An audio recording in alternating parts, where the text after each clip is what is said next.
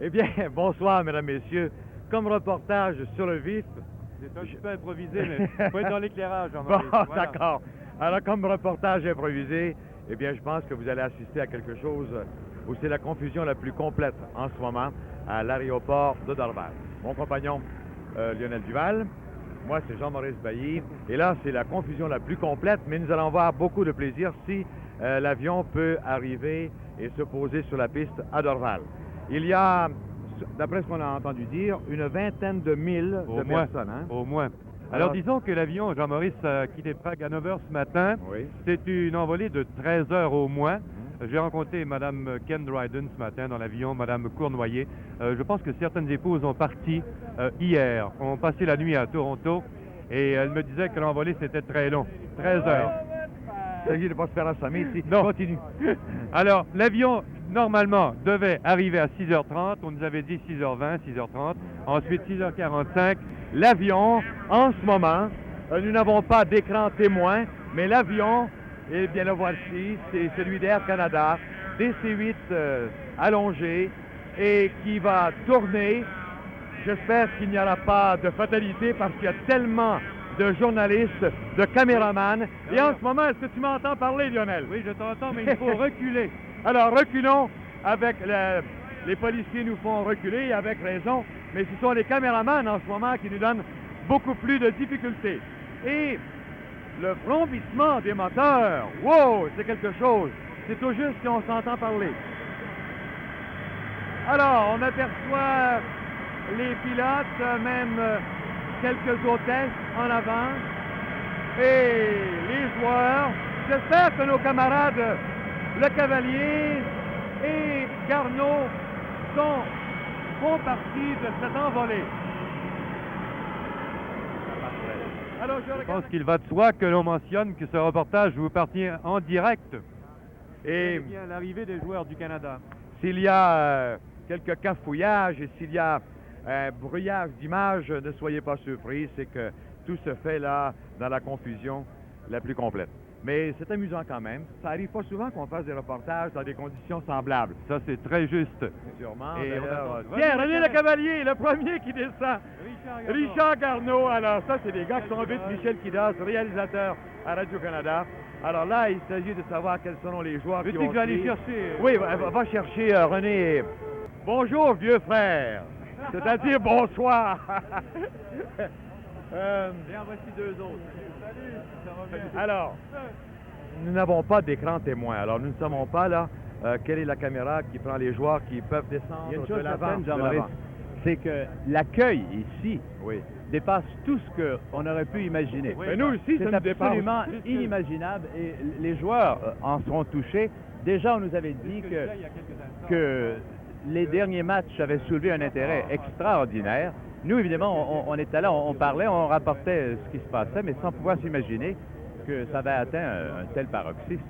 C'est absolument inouï. Je n'ai jamais vu ça dans ma vie.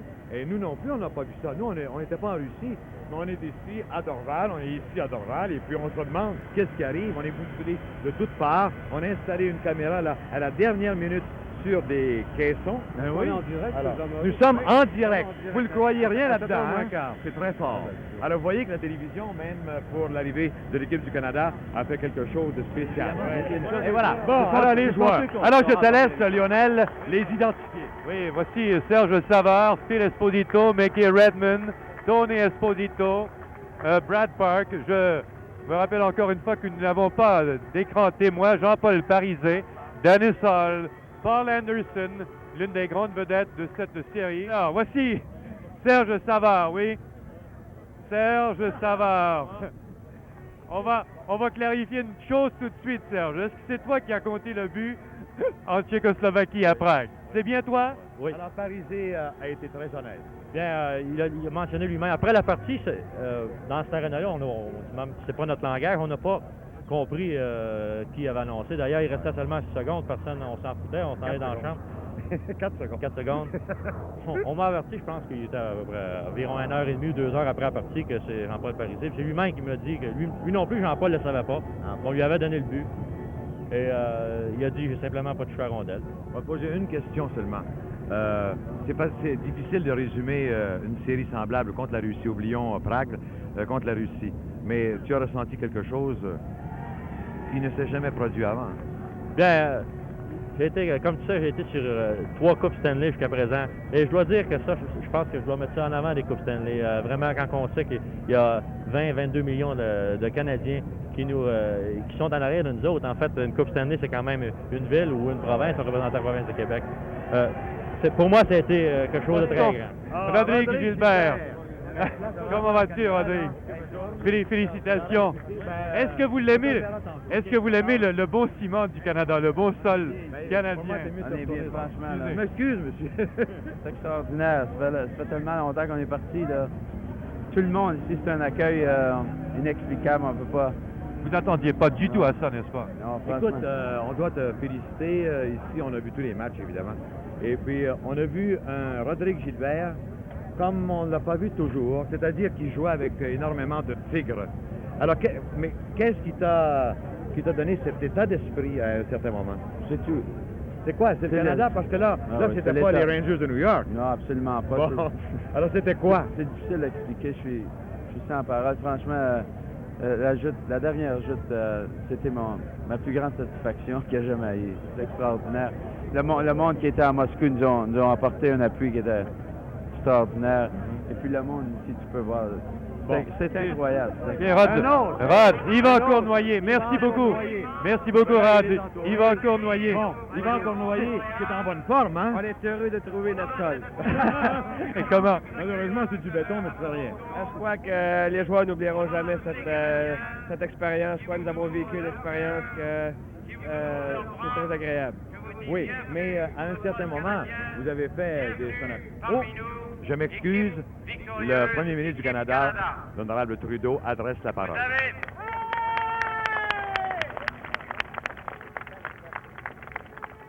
Vous avez montré à la face du monde que les athlètes canadiens, s'ils sont appuyés, font preuve de courage, de détermination, d'énergie pour rencontrer n'importe qui.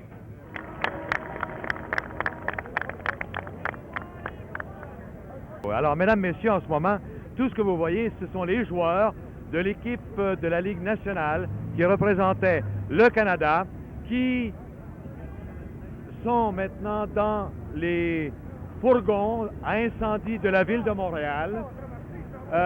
Ils prennent place comme des sapeurs et, pour faire plaisir aux 20 000 ou peut-être 30 000 personnes qui sont à Dorval, et on verra demain, il y en a peut-être beaucoup plus, parce que nous, on est arrivé ici à midi. Oui. Alors, à un moment donné, à 4 heures, on s'est aperçu qu'il y avait à peu près, comme un photographe nous a dit, une vingtaine de mille personnes. Mais en ce moment, il y en a peut-être 30 000.